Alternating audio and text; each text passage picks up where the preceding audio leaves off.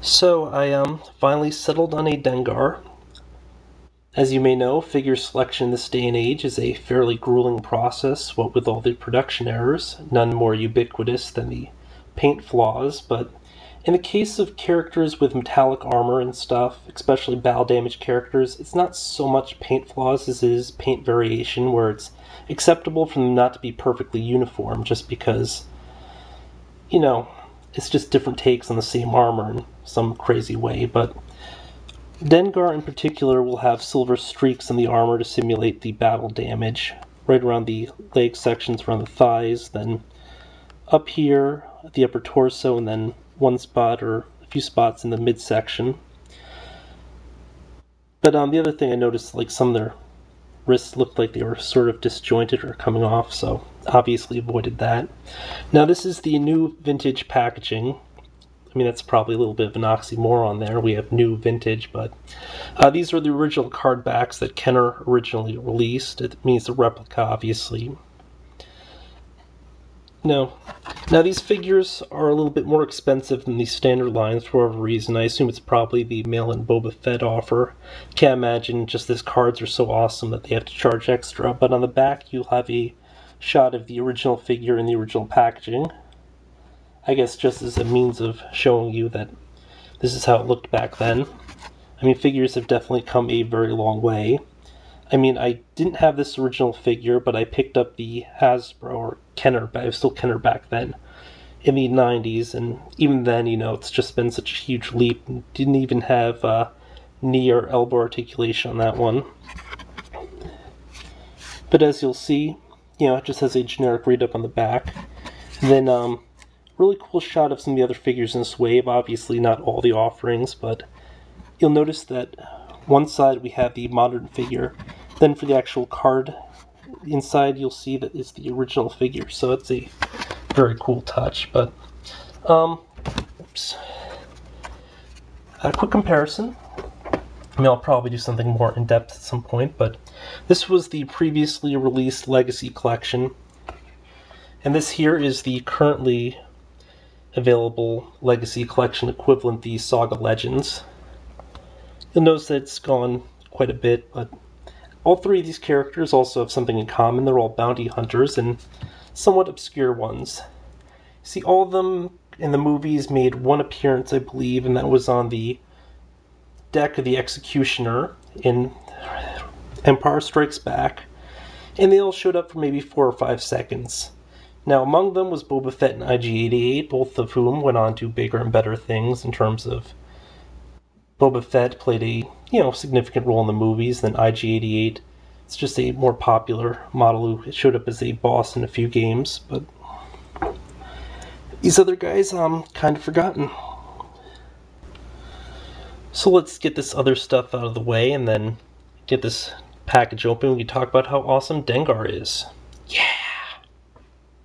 At any rate, Dengar had parts of something embedded into his skull, and when the doctors performed surgery, they began removing all the parts of the brain and stuff that regulated functions that they didn't feel would be necessary. Simply remember that's how it happened, but at any rate, he doesn't really feel that many emotions besides, like, rage and anger and crap, just because the Empire are asses, and that's what they do. That's what they do. But I always thought he was a kind of cool character. I mean, if you just look at him, he looks like a robotic mummy, which, is kind of lame, but the story was kind of cool. But yeah, this figure, I do like the amount of detail on it, but there's one thing that I've just absolutely hated about the Star Wars lines and why I don't really collect them, and that would be the legs/hips here. You'll notice that they still use just normal hinge joints for the legs. They haven't moved on to ball joints, and this bothers the hell out of me. Especially because his legs are kind of spread out too, so it's all these figures are just kind of out there, and something they did on some of the older lines. And, I mean, if you go to the trouble of giving them ball-jointed shoulders and ball and socket elbows, and even ball and socket knees, why the heck are we not getting ball jointed hips? Or, I mean, it just, It's mind-boggling. I mean, they go to they do the joints in other places, but they just leave the hips hinged. And I'm not sure why they do that.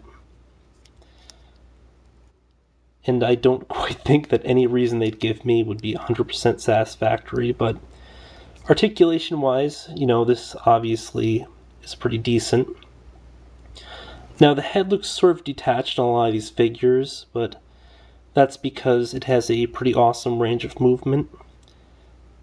I mean, more than you'd expect at any rate. Of course, it doesn't really look good in a lot of those poses, so. Now, the other thing is, it feels like this clip here is removable, but he has a holster on the side for the blaster.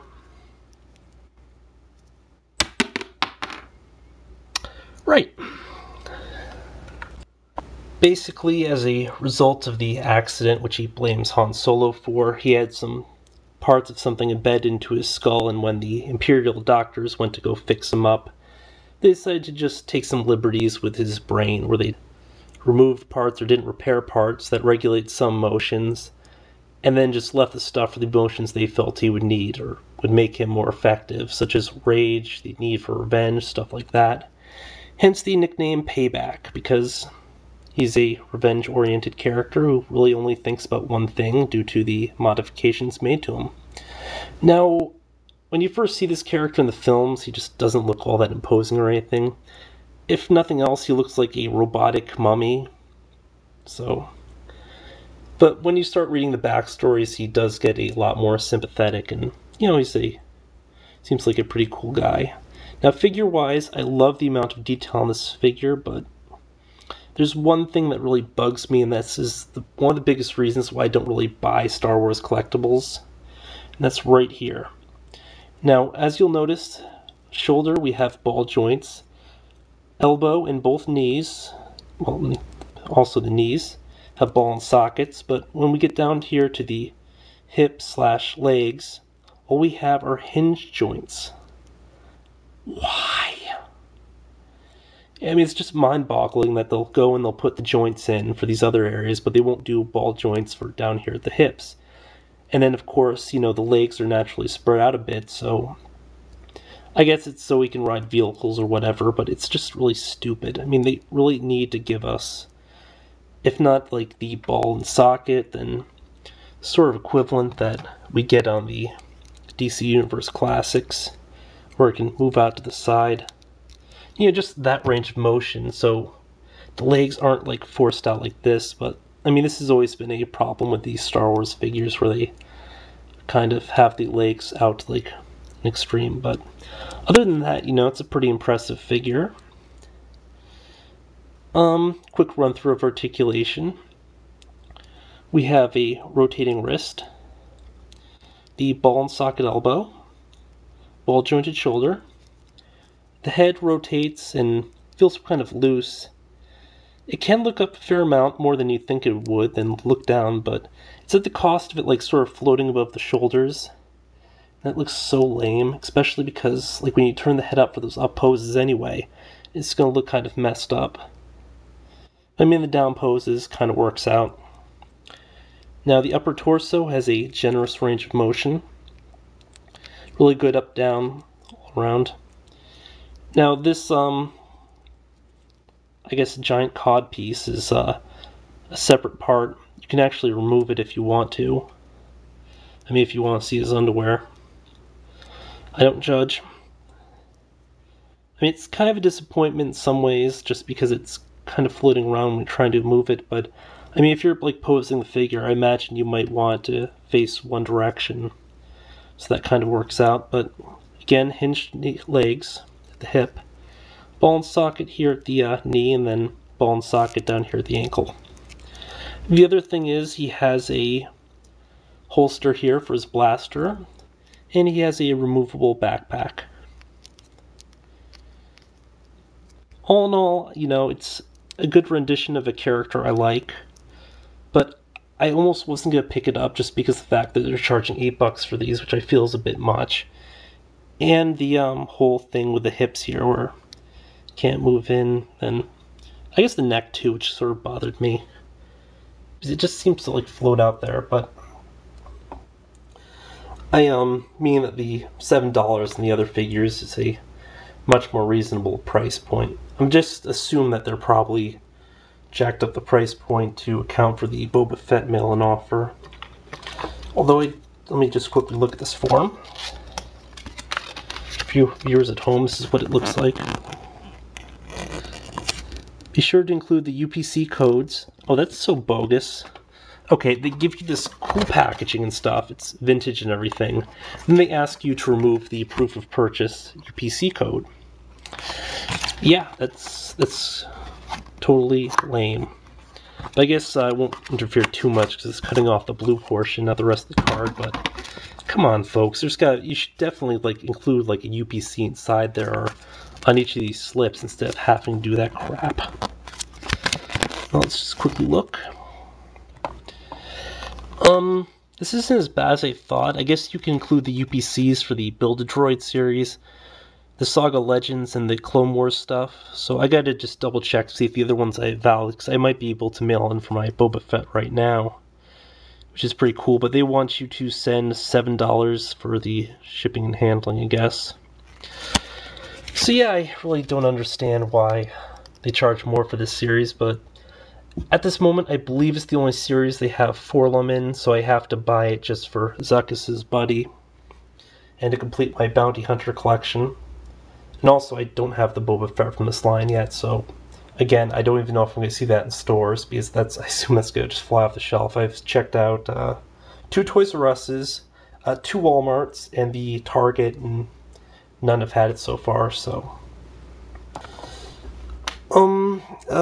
well, sorry for letting this one run so long. I just really started to get too much into the packaging, but I will have another video just to show off the packaging, the differences, and, you know, hope that people do appreciate these kind of obscure characters, but also, you know, just as a general interest, who's your favorite bounty hunter? I mean, sure, there are a bunch of them displayed here, such as Dengar, Zuckuss, Bosk. Is it pronounced Bosk, or is it pronounced, or am I supposed to like hold the syllable like Bosk? I don't know. Forlum, that's the partner for Zuckuss. It's just a droid. Boba Fett, IG-88, and there are more in the actual universe too, so, you know, just let me know. But until next time.